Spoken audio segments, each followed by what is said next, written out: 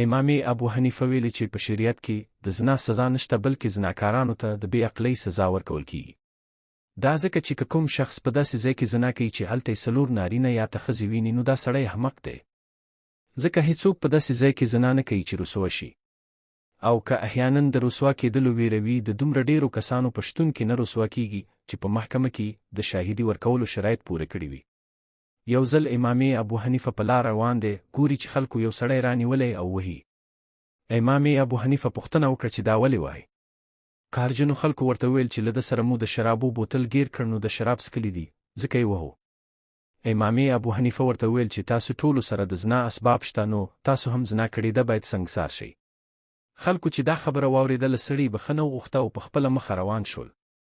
د سنګسار جزا په اسلام کې نشته. دغه جزا نه په حدیثونو او نه هم په قرآن کې راغلی. له اسلام وړاندې په نورو شریعتونو کې ممکن د سنګسار سزا موجوده وه، مګر په اسلامي شریعت کې د دې سزا یادونه نه ده شوې. مګر اسلامي هیوادونو کې سنګسار د شرعي جزا په حیث له پیړیو پیړیو راهیسې دوام لري. هیڅوک په دې نه دي بریالي شوي چې د سنګسار په اړه قرآني نص یا صحیح حدیث وړاندې کړي. د شریعت مطابق له پخوا څخه د زنا د سزا په اړه 100 ډوله جزاګانې موجودې دي چې په بېلابېلو حالاتو کې ټاکل کیږي. دا سزاګانې له اعدام، سنګسار، په دورو وهل، بندي کول او نور تعزیري سزاګانو څخه عبارت دي. په شریعت کې په یو زناکار باندې د مجازاتو قانون هغه وخت عملي کیږي چې کله په محکمه کې 4 نارینه شاهدان یا 3 نارینه او 2 ښځینه شاهدانې د زنا شاهدي ورکړي او زناکار خپله 4 ځلې د قاضي پر وړاندې په خپل جرم باندې اعتراف وکړي. د اسلام په مبارک دین کې د زنا حد جاری کېدلو لپاره ډیر سخت شرایط وضع شوي دي. دا ځکه چې اسلام د خلکو انساني کرامت او شخصیت ته درناوی لري او نه غواړي چې په ټولنه کې د یو انسان شخصیت وژنه وشي. نو په عام محضر کې د یو انسان شرمول نه غواړي، نو ځکه شرایط هم سخت کړي. په شریعت کې چې څوک په زنا باندې شاهدي ورکوي، هغه شخص باید زناکاره ښځه او زناکار سړی دواړه په داسې حال کې لیدلی وي لکه د رنجو سلۍ چې سترګه کې وهل کیږي. یعنی په دې معنی چې 4 نارینه شاهدانو باید سړی په داسې حالت کې لیدلی وي چې خپل غین د ښځې په کوس کې داسې نن باسي لکه د رنجو سلۍ چې په سترګه کې وهل کیږي. شاهدانو باید په یو وخت کې ټولو په شریکه د زنا عمل لیدلی وي. یعنی 4 سړي یا 8 ښځې چې په داسې موقع کې راټولېدل تقریبا ناممکن دي. د زنا په اړه په محکمه کې د هر چا شاهدي هم نه قبلیږي. شاهدان باید نیک او تقوادار خلک وي او نیکان خلک له داسې شاهدي ویلو څخه په خدای باندې پناه غواړي.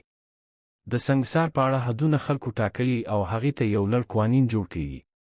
د مثال په ډول د ایران د مجازاتو قانون څخه د سنګسار په اړه لاندې ټکي راخلو. په دې قانون کې راځي سنګسار هغه وخت اجرا کیږي چې یو متأهل سړی له بلې ښځې یا یوه میړوښه ښځه له بل سړي سره زنا وکړي، په داسې حال کې چې سړی خپلې ښځې او ښځه خپل میړه ته هر وخت لاسرسی لري او که وغواړي هر وخت له یو بل سره کوروالی کولی شي. همدا قانون په تصریحو الفاظو وایي چې که چیرته ښځه یا سړی یو بل ته لاسرسی ونه لري، بیا د سنګسار حد نه پرې جاري کیږي.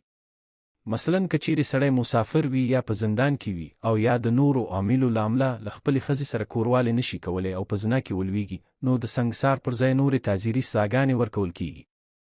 همداراز قانون کې راځي چې که چیرې میړوښې ښځه له یو نابالغ هلک سره زنا وکړي، جزا یې په دورو وهل دي. د قانون په 103 ماده کې راغلی چې سړی باید تر ملا او ښځه باید تر سینې پورې په ځمکه کې ښه شي او بیا دې سنګسار شي.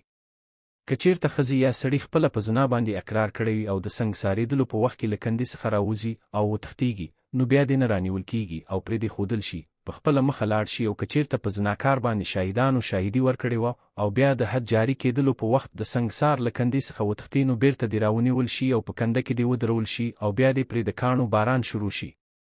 په بله ماده کې راځي چې د سنګسارولو تیږې دې نه دومره غټې وي چې په 1-2 ګزارونو زناکار وژل شي او نه دې دومره وړې وي چې تیږه ورته نشي ویل کېدی.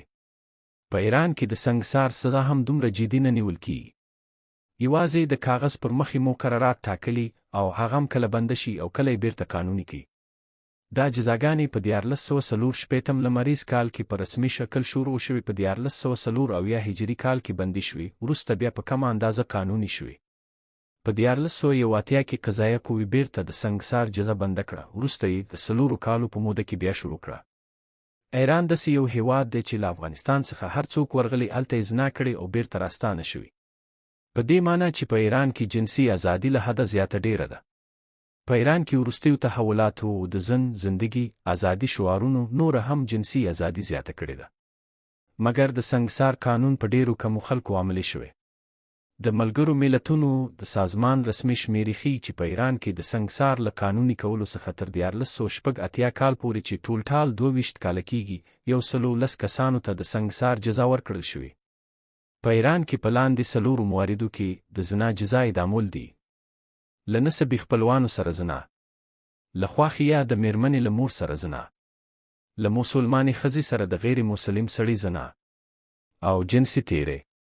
له پورته ذکر شو مواردو پرته د هر ډول زنا سزا سلدوري دي. که چیرې یو زناکار 4 ځلې مجازات شي او بیا هم په زنا باندې ونیول شي، جزا یې اعدام ده. زناکاره ښځه تر هغې نه اعدامیږي تر څو چې بچی په خېټه وي او هغه یې له شیدو څخه نه وي بیل کړی.